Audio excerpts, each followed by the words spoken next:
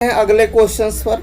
और अगला क्वेश्चन है कि यहाँ पर कि इन्होंने दे रखा है कि ए वेक्टर प्लस का बी वेक्टर और प्लस का सी वेक्टर, वो क्या उसका जो सम है वो आपको 0 दे रखा है। और क्या दे रखा है इन्होंने आपको दे रखा है कि मैग्नीट्यूड ऑफ ए वेक्टर वो आपका 3 है, मैग्नीट्यूड ऑफ बी वेक्टर वो आपका 5 है, और मैग्नीट्यूड ऑफ सी वेक्टर जो है वो आपका 7 है। तो पूछा जा रहा है कि ए और बी के बीच का एंगल क्या होगा। ठीक है, तो इस क्वेश्चन को करेंगे कैसे। तो देखो सिंपल सा क्वेश्चन है कि हम यहाँ पर ऐसा कर सकते हैं कि देखिए गिवन क्या है आपके पास। जो गिवन है वो आपको ये दे रखा है कि ए वेक्टर प्लस का बी वेक्टर और प्लस का सी वेक्टर, इसका सम क्या है 0 है। तो अगर मैं ऐसा करता हूँ कि सी वेक्टर को मैं राइट साइड शिफ्ट कर देता हूँ तो ये हो जाएगा ए वेक्टर प्लस का B vector is equal to minus का सी वेक्टर। और फिर हम क्या करते हैं, इसका स्क्वायरिंग कर लेते हैं। तो स्क्वायरिंग करोगे तो भाई A vector plus B vector का whole square is equal to minus का सी वेक्टर का होल स्क्वायर। सही है ना। अच्छा, स्क्वायरिंग करोगे तो आएगा क्या रिजल्ट, ये हो जाएगा आपके पास magnitude of A vector square, ये होगा magnitude of B vector square, minus का प्लस का आएगा क्योंकि ये बीच में प्लस है, ये होगा 2 टाइम्स ए वेक्टर डॉट बी वेक्टर।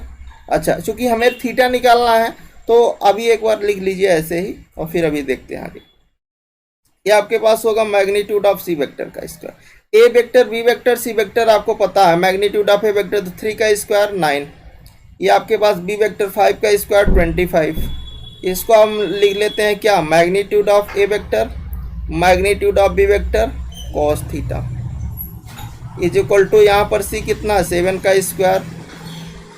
सही है। चलो, good evening each and everyone. ठीक है, तो इसको सॉल्व करो तो ये आपके पास 34, ये आपके पास कितना 2 time magnitude of A 3, magnitude of B 5 cos theta 49, ये हो गया आपके पास 30 cos theta is equal to 49 minus का 34। सिंप्लीफाई कर लो भाई, 30 कॉस थीटा बराबर कितना 15 और theta cos theta 1/2 theta 5/3 is the right answer. कौन सा ऑप्शन, ए ऑप्शन। सही है ना, सिंपल है। चलो अगला क्वेश्चन है, इन्होंने दे रखा है आपके पास, एक तो ए वेक्टर दे रखा है और ए वेक्टर कितना दे रखा है अभी आपको, इन्होंने दे रखा है this is I Kaif plus का जे कैफ माइनस का के कैफ। बी वेक्टर कितना दे रखा है अभी आई कैफ माइनस का जे कैफ प्लस का के कैफ। सही है। अच्छा, इन्होंने कहा है कि जो सी कैफ है वो कैसा वेक्टर है, इन्होंने कहा है यूनिट वेक्टर है, और जो क्या है परपेंडिकुलर है किसको, perpendicular to the A vector. ठीक है, एंड को planar with A and B, then C is equal to, C किसके इक्वल होगा। तो सबसे पहले मैं निकालता हूं भाई, मैं सी वेक्टर को मान लेता हूं कि हमारे पास कोई सी वेक्टर है कुछ इस तरह से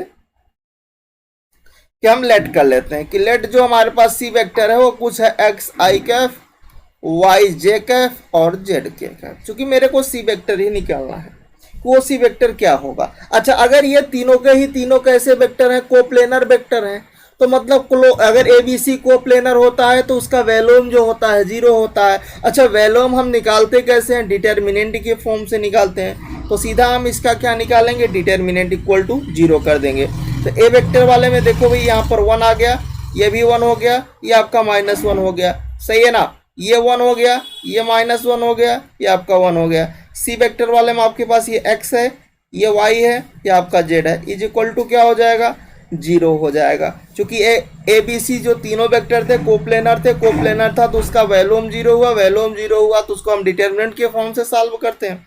अच्छा, यहाँ पर देखिए 1 लोगे तो क्या होगा, माइनस का z माइनस का y आएगा, फिर -1 लोगे तो आपके पास ये z माइनस का x आएगा, फिर आप -1 लोगे तो आपके पास y प्लस x आएगा इज इक्वल टू 0।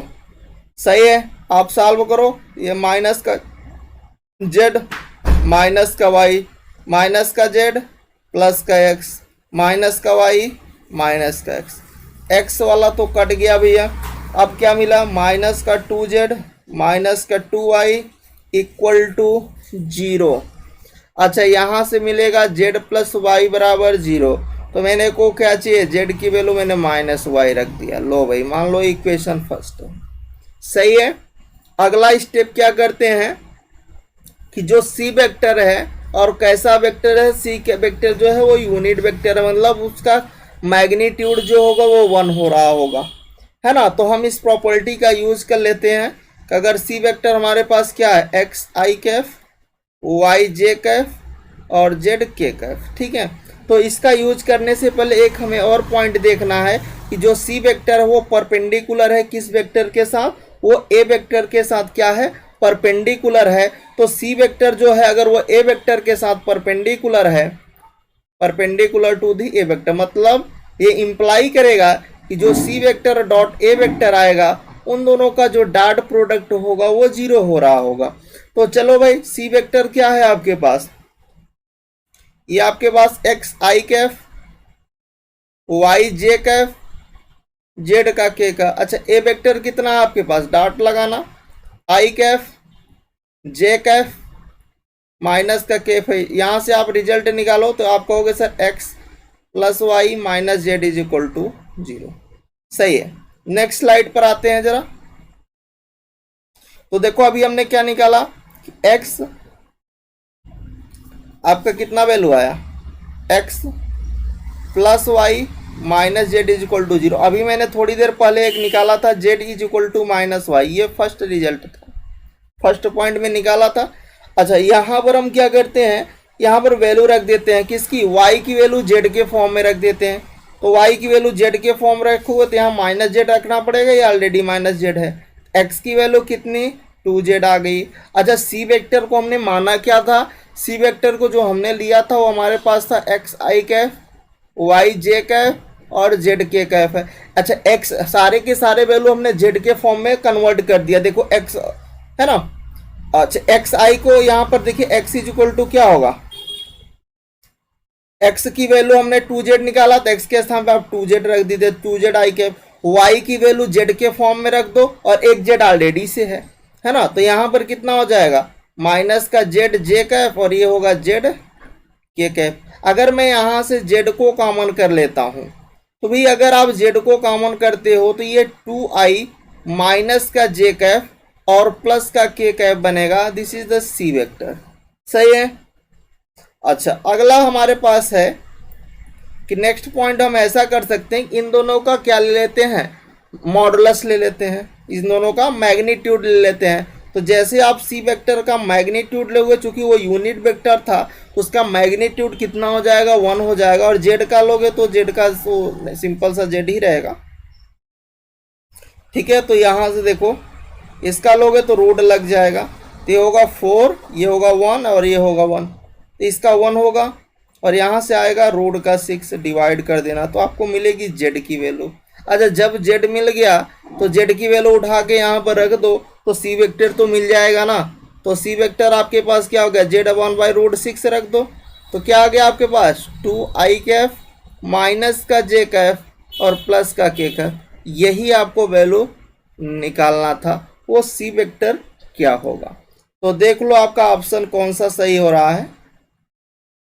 तो ऑप्शन आपका डी करेक्ट दिख रहा है, 1/√6 2i माइनस जे प्लस के कैफ।